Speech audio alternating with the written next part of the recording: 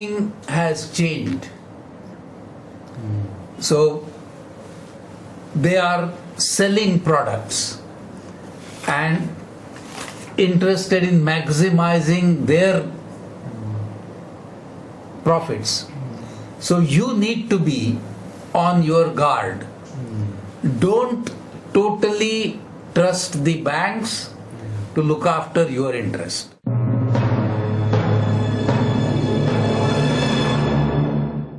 김범수 PD, 인도에서 은행에 대한 수사는 아직 진행 중입니까?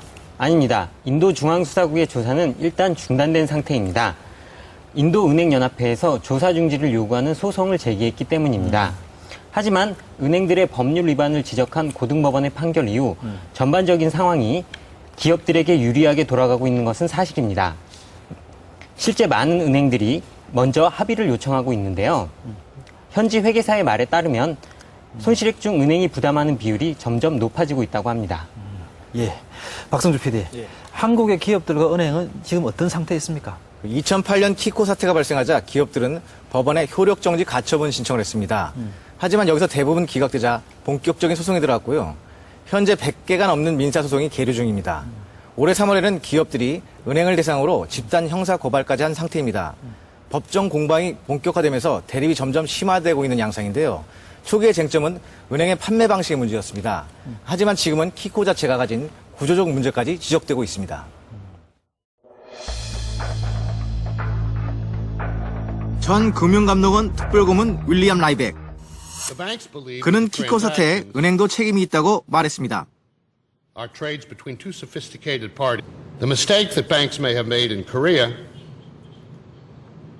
is that they entered into contracts that produce losses their customers could not hope to pay. A better way would have been to find some mechanism to stop losses and write this into the contract. 그중 의미심장한 발언이 있었습니다. So presently, where customers think that the banks are selling them products they may need, but rather are trading with them. 키코를 상품이 아닌 거래라고 말한 이유는 무엇일까? 은행은 키코를 소개하면서 별도의 비용이 들지 않는다고 설명했습니다. 그러면서 제로 코스트라는 용어를 사용했습니다. 비용 부담이 없다는 말에 기업들은 쉽게 계약 결정을 내릴 수 있었다고 합니다. 보통 저희가 어떤 여신을 달라고 하면 항상 담보를 요구했습니다. 적금을 해달라든가 뭐 이렇게 항상 요구를 했었는데 사실 이 상품 할 때는 첫 번째는 그런 담보가 없어도 된다. 그러니까 무담보로 해주겠다.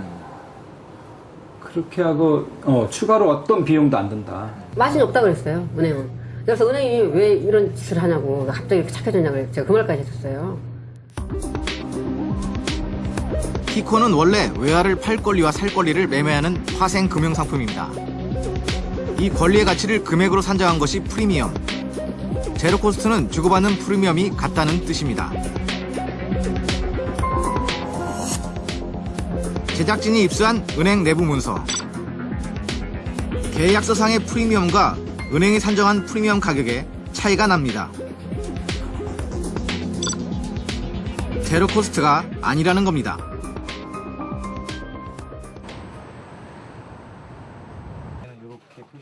기업들은 자체적으로 조사기관에 의뢰해 100건이 넘는 키코 계약을 분석했다고 합니다. 이거는 1억 8,800만 원. 그 결과 계약서에 기재된 프리미엄 가격과 실제 프리미엄 가격이 같은 경우는 단 한 건도 없었다고 합니다.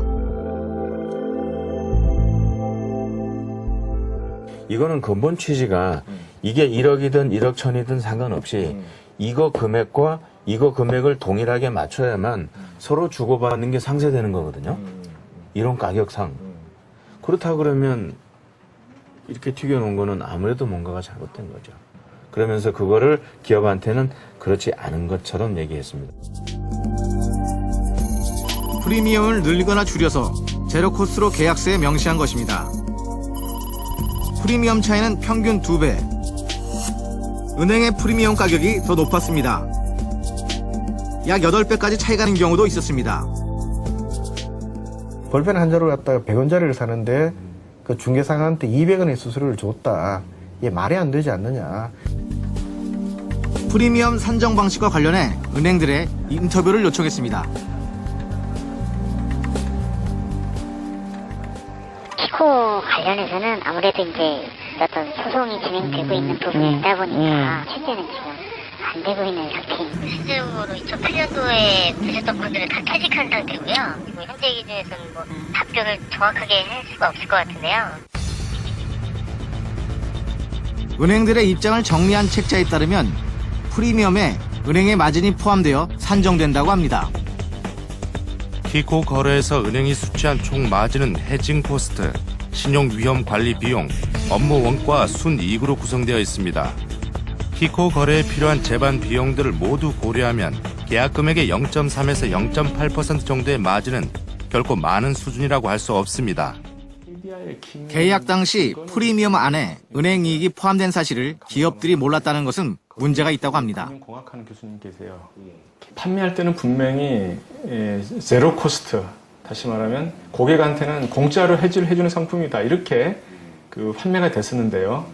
저희가 실제로 모 은행의 단말기에 들어가서 실제로 확인했을 때는 그 프리미엄, 이른바 고객이 지불해야 되는 그 대금이 있었습니다.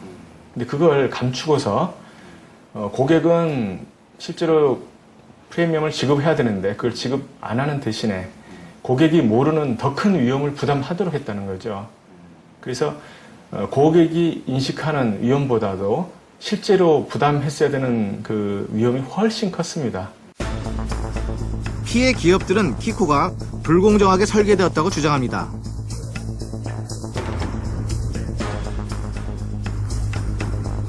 하한선을 정해 환율이 떨어질 때 은행의 손실을 제한해 놓은 반면 환율이 오를 때 기업이 입게 되는 손실은 제한이 없기 때문에 환율 변동에 따른 손실을 막기 위해 부적절한 상품이라고 주장합니다.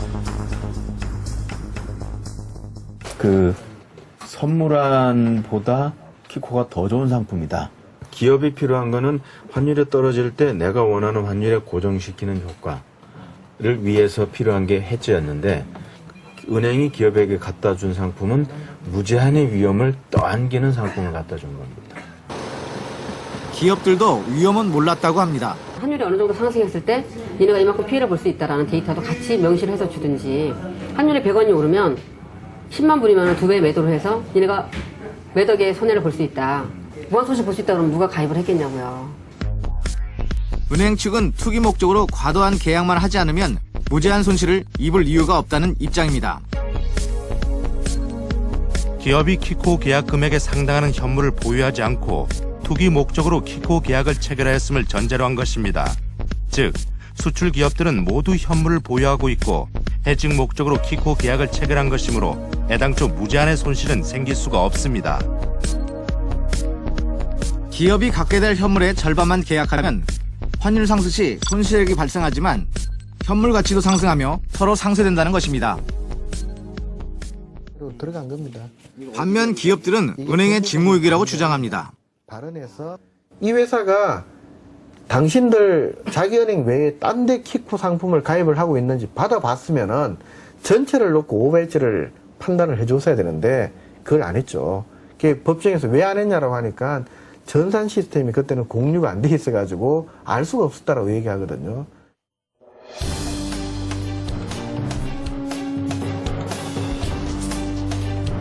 올 2월 기업들이 주장하는 키코 상품의 문제에 대한 최초 법원 판결이 있었습니다.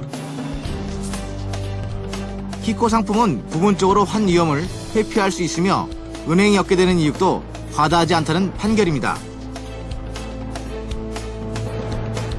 때문에 키코 판매 은행들이 기업들 상대로 불공정한 거래를 했다는 기업의 주장도 받아들여지지 않았습니다. 또한 계약 당시 국책연구기관 등 대부분의 기관이 환율 하락을 예측했기 때문에 은행이 내놓은 환율 하락 자료도 설명의 의무를 위반한 것으로 볼 수 없다는 판결을 내렸습니다. 현재 해당 기업은 고등법원에 항소를 한 상황입니다.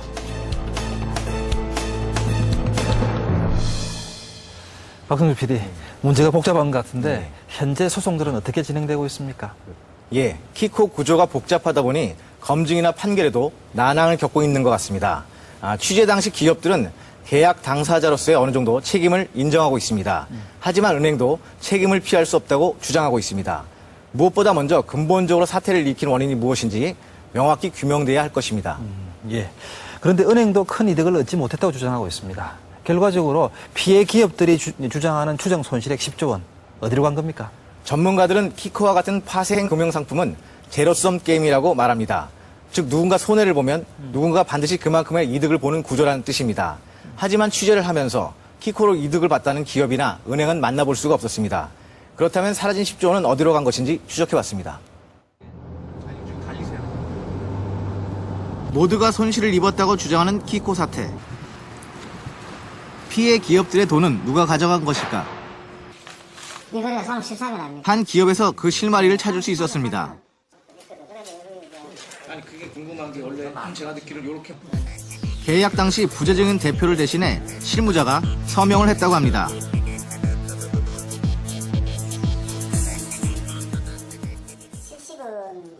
다음날 해약을 요구하자 은행은 뜻밖의 답변을 해왔습니다. 실무부장한테 안 되니까 해약해라 지시를 하니까 우리 부장이 이제 은행에 전화를 해서 해약을 하자. 그 은행에서는 이제 우리 방도 팔았으니까 해약이 안 된다. 당시 실무자가 서명한 것은 계약서가 아닌 제안서였습니다. 3월 13일이고 3월 13일을 받았고 보내자마자 요 이후에 이제 룬을 판매했다는 거 아니에요? 그렇지.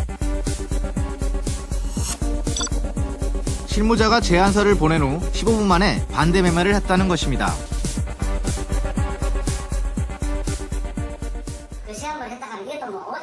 은행은 규정에 따라 의무적으로 반대 매매를 해야 한다고 합니다.